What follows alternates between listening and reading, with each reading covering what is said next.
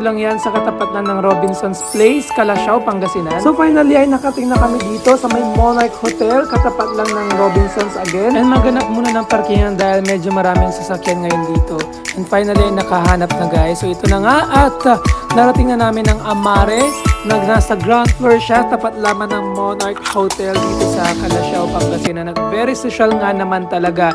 Dahil pagpasok ko dito ay napakaganda at agad-agad akong naghanap ng pipiliin kong order at finally nakahanap na ako. Ayan guys, natakpan ng kamay ko.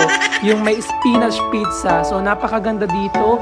Maaliwalas, napaka-cozy ng place. At higit sa lahat ay talaga namang marerelax ka. Pero grabe naman, marerelax ka rin talaga sa presyo ng kanilang mga pagkain. Worth it naman guys dahil masarap ang kanilang mga pizza. So meron din silang mga wines. Kung gusto nyo mag-wine, pwede yan dito.